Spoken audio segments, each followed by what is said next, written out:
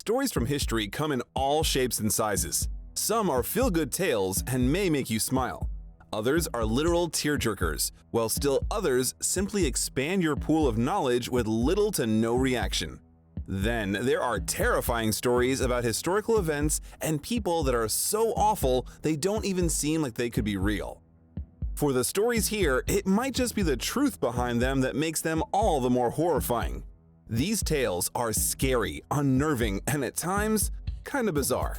They may be your worst fears come to life or something so awful you never believed it could actually happen. From natural disasters to mass murders to unexplained tragedies, here are 10 true stories from history that are truly horrifying.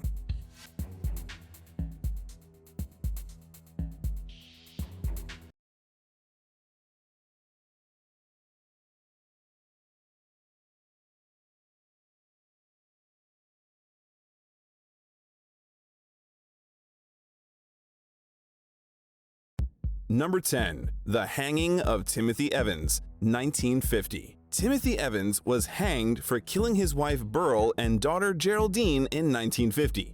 He was, however, innocent of those crimes, which wouldn't be proven for more than a decade. When Burl and 14-month-old Geraldine were slain, police focused their entire investigation on Evans, who actually confessed to the crime. He was a nervous man who was known to drink, and the authorities posited he'd done away with his pregnant wife and their child over money. The crime actually took place at the hands of John Christie, a World War I veteran who testified against Evans at his trial. This didn't come to light until 1966, when it was discovered that Christie was a serial killer. The Evans family lived in the same building as Christie, and in 1949, he may have been approached by Burl for an abortion. It's possible that Burl died during the procedure. Christie killed young Geraldine as well. After Evans's execution, Christie moved out of the building. Years later, the new tenant smelled the decaying remains of 3 additional women that Christie had killed and hidden behind his kitchen cabinets. More bodies were found in the yard, including Christie's own wife. Number 9.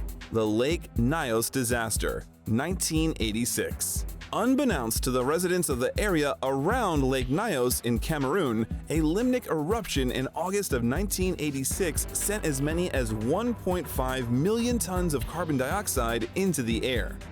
Caused by a volcanic eruption or earthquake that shifts the ground, the rare natural disaster killed more than 1,700 people, as well as thousands of livestock within a 15-mile radius of the lake. One survivor, Ephraim Yang Kum, described people dying, people dead all around him, while another man, Chia David Wambong, recalled everyone started to cough and some people vomited blood. I saw people on the ground screaming. Everyone was crying. More details are described in survivor Joseph Nkwang's account. I could not speak. I became unconscious. I could not open my mouth because then I smelled something terrible. I heard my daughter snoring in a terrible way, very abnormal. When crossing to my daughter's bed, I collapsed and fell. I was surprised to see that my trousers were red, had some stains like honey. I saw some starchy mess on my body. My arms had some wounds. I didn't really know how I got these wounds.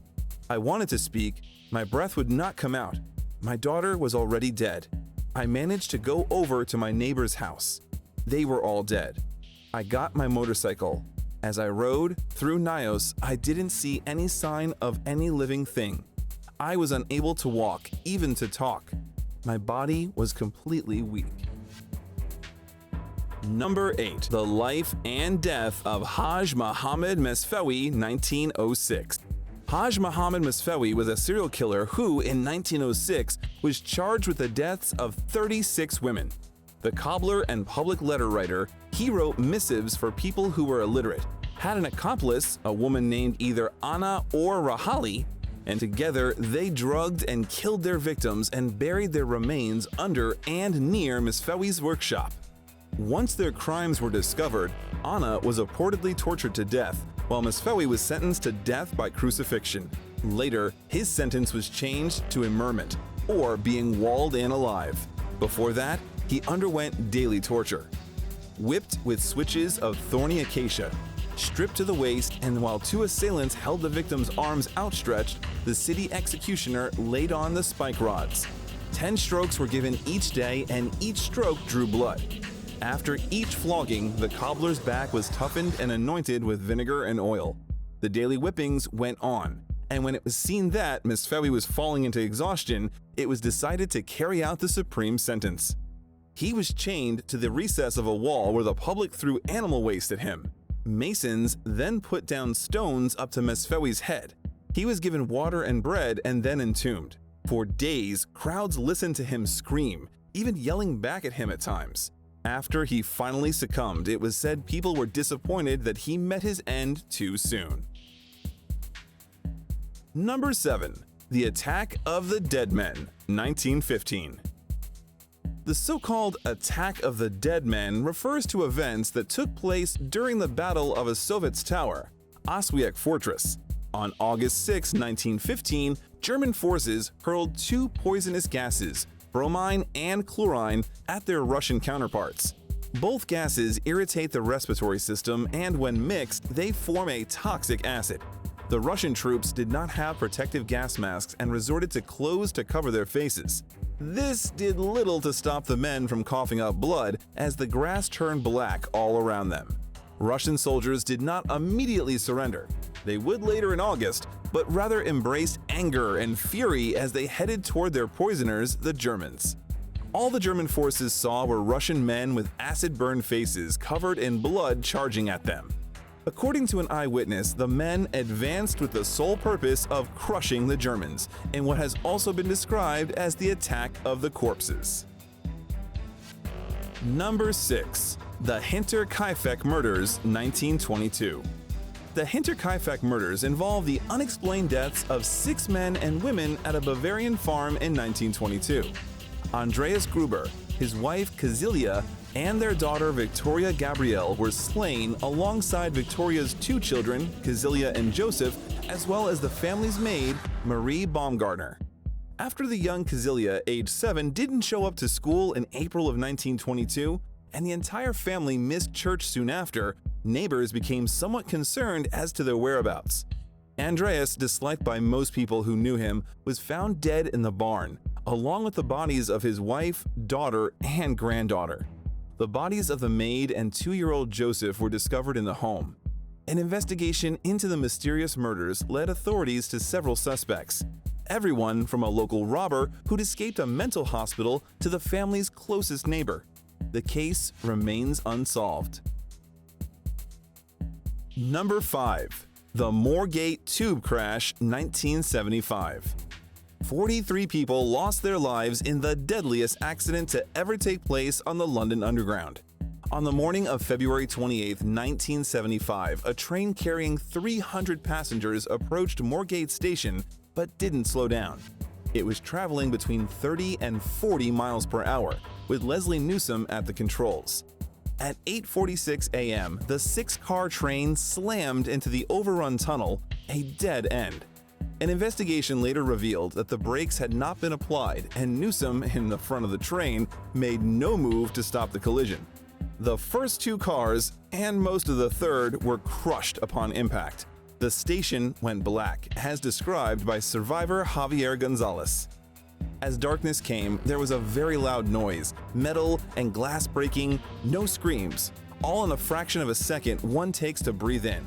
It was all over in no time. When emergency personnel arrived, they reportedly found a carriage half at the platform and half into the tunnel, but on a slant up into the ceiling.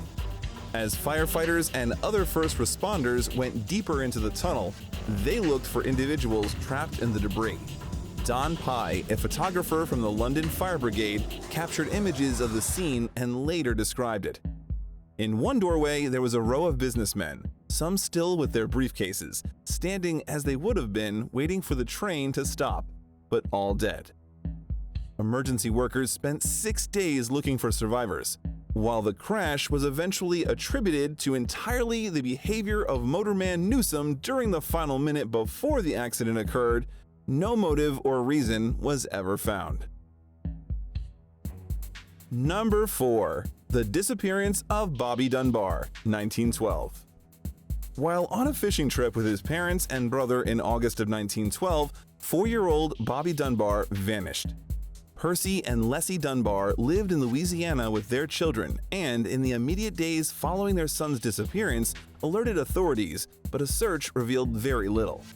A reward was offered, but it wasn't until about 8 months later that someone saw a boy resembling young Bobby in Mississippi. The man who had the boy in his care, William Cantwell Walters, was arrested. Bobby's parents were reunited with the child, but they weren't sure if it was him. The would-be Bobby didn't seem sure of Percy and Leslie either. Ultimately, Bobby was taken home by the Dunbars, met by a grand parade and countless well-wishers upon their return to Opelousas, Louisiana. For his part, Walters identified the boy as Bruce Anderson, his illegitimate nephew. The boy's mother, Julia, confirmed it was, in fact, her son. Walters was put on trial for kidnapping as the media speculated about whether or not the young boy was Bobby or Bruce. Walters was convicted of his crime and spent 2 years in jail, while Bobby was raised by the Dunbars. In 2004, relatives of Julia Anderson and the would-be Bobby Dunbar took DNA tests to finally solve the mystery. The results revealed that Bobby was, in fact, Bruce. It's still not known what happened to the real Bobby Dunbar. Number 3. The Matamoros Cult Killings, 1986 to 1989. Born in 1962, Adolfo de Jesus Constanzo went from Catholic altar boy to leader of the ritualistic cult by the mid-1980s. Based at a remote ranch in Mexico, Constanzo and his followers performed ritual sacrifices to bring good luck to associates like drug dealers and corrupt public officials. He and his minions also stole body parts for their ceremonial sacrifices, but soon escalated to killing humans instead. It's believed that between 20 and 100 men and women lost their lives before cult members abducted Mark Kilroy in Matamoros, Mexico, which borders the Rio Grande, in 1989. Kilroy was an American student whose disappearance and ultimate demise led to Constanzo's downfall. After authorities in the US and Mexico tied Constanzo to the crime, they raided his ranch and discovered the remains of 15 mutilated bodies, one of whom was Kilroy. They also found drugs, what appeared to be a satanic temple, and a torture chamber. For his part, Constanzo passed away in May of 1989. He had one of his followers kill him to avoid having to face the police. Number 2. The King of Clipperton Island, 1917. Named for John Clipperton, an English pirate from the 18th century, Clipperton Island is located off the coast of Mexico. Once home to a large guano mining operation controlled by Britain and Mexico, the island is now under the authority of France. During the early 20th century, Clipperton Island had a very small population of mostly women and children. The last male resident, lighthouse keeper Victoriano Alvarez, decided to appoint himself king of the island and began enslaving and killing the other inhabitants. He took the lives of 5 women. When he attacked the 6th, she killed him. In some tellings, the women lured Alvarez to his demise. In 1917, a ship from the US landed on the island and rescued the remaining 10 inhabitants. 6, 7 by some accounts, children, and 4, possibly 3, women. Number 1. The Franklin Expedition, 1845 to 1848. When Captain John Franklin set out from England with his 2 ships, HMS Erebus and HMS Terror, he had a complement of more than 125 men. The group was tasked with exploring the Canadian Arctic and unknown aspects of the Northwest Passage. Franklin, his skilled mariners, and his ice-strengthened ships were reportedly seen near the entrance of the Northwest Passage about 2 months after their departure in May of 1845. They were never seen again. Based on what was discovered 3 years later by rescue ships, it appeared as though the expedition became trapped in ice. Graves and notes left behind by men who abandoned the ships and set out into Nunavut dating from 1847 and 1848 provide details about their fate. Franklin was said to have perished on June 11, 1847, after 9 officers and 15 men had already lost their lives. It wasn't until 2014 that the Erebus was located. The Terror was found 2 years later.